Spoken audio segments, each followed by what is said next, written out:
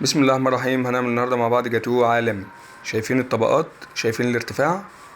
بسم الله ما شاء الله. تعالوا مع بعض نشوف عملناه ازاي. المكونات بتاعتنا عبارة عن نص كيلو من الاسبونج الجاهز، هنضيف عليهم 6 بيضات وكوباية من السكر وكوباية من المية وفانيليا طبعا عشان البيض. زي ما احنا شايفين كده هنضيف كل المكونات على بعضها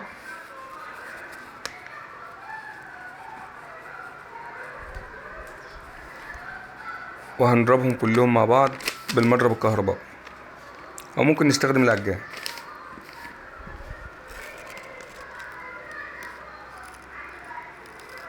هنبدأ طبعا بسرعة قليلة في الأول وبعد كده هنزود السرعة تدريجيا. هنضربها كويس لحد ما المكونات كلها تمتزج مع بعضها. أخدت معانا حوالي 10 دقايق ضرب، ما نستعجلش عليها يا جماعة، نديها وقتها. وبعدين هنصبها في صينية مدهونة زيت أو سمنة أو ممكن نحط فيها ورقة زبدة.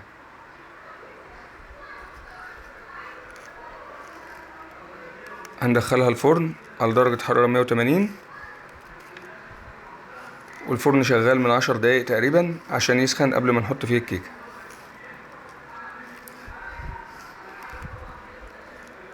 دلوقتي هنعمل الكريمة مع بعض.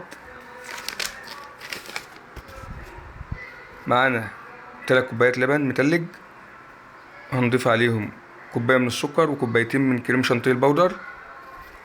هنقلب شوية طبعا قبل ما نشغل المضرب كهرباء، وبعد كده هنضرب على سرعة بطيئة ونزود السرعة واحدة واحدة لحد ما نوصل للقوام المطلوب. ممكن نستغنى عن اللبن ونزود مية متلجة عادي يعني، هطلع نفس النتيجة. أخدت معانا في الفرن حوالي 40 دقيقة تقريبا. ما يستحبش نفتح الفرن على الكيكة قبل ما تاخد الوقت بتاعها. وكده زي ما احنا شايفين بعد ما استوت معانا بنجربها بالخلة، استوت تماما. هنقسمها دلوقتي ل3 طبقات.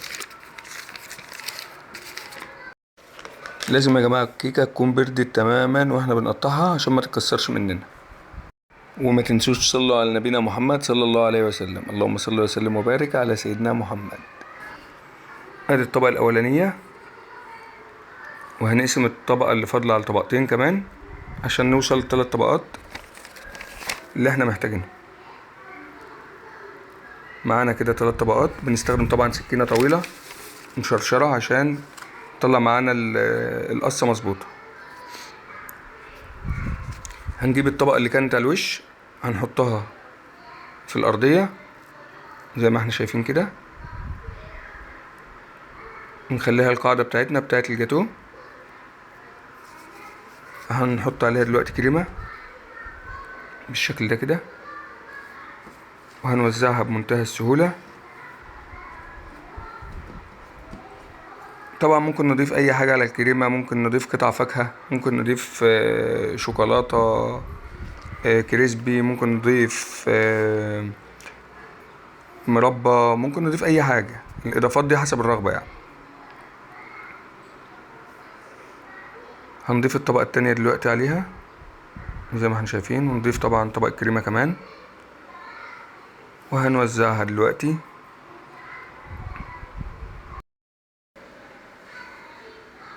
هنغطي طبعا السطح اللي قدامنا كله بالكريمة. ما تنسوش تصلوا على نبينا محمد صلى الله عليه وسلم. اللهم صل وسلم وبارك على سيدنا محمد.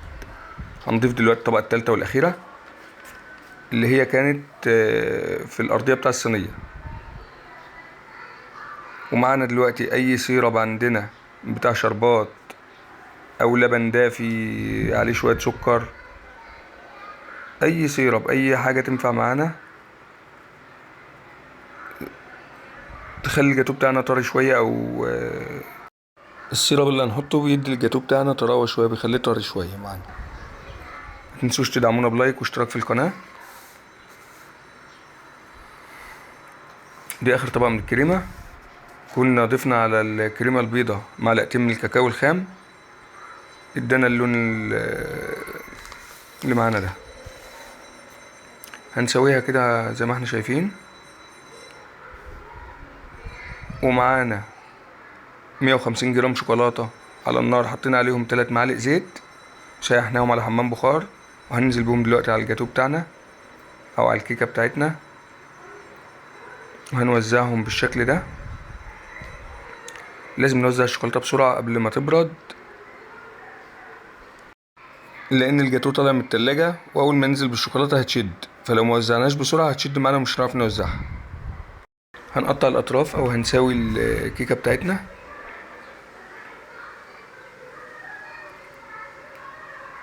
وبعد كده هندخلها التلاجة لمدة نص ساعة تشد شوية قبل ما نقطعها. طلعناها من التلاجة، لازم نحط السكينة بتاعتنا في مية سخنة علشان الشوكولاتة ما تتكسرش زي ما احنا شايفين كده. نحط السكينة بتاعتنا في شوية مية سخنين قبل ما نقطع عشان تقطع معانا بسهولة. قطعناها زي ما احنا شايفين كده، جابت معانا حوالي 16 قطعة، بس قطعة كبيرة بصراحة، ممكن نصغر شوية عن كده او على حسب الرغبة يعني.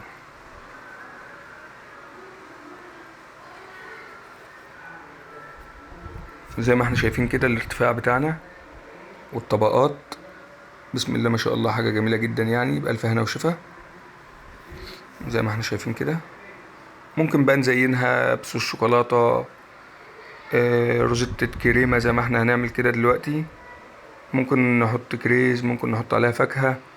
التزيين ده على حسب الرغبة يعني، وعلى حسب ما احنا بنحب كل واحد. وصفة سهلة وجميلة، يا ريت تجربوها. ما تنسوش تدعمونا بلايك واشتراك في القناة. ما تنسوش تصلوا على نبينا محمد صلى الله عليه وسلم. اللهم صل وسلم وبارك على سيدنا محمد. ومستنيين آرائكم وتعليقاتكم على وصفاتنا، واللي عايز أي وصفة يا ريت يكتب لنا في التعليقات. السلام عليكم ورحمة الله وبركاته.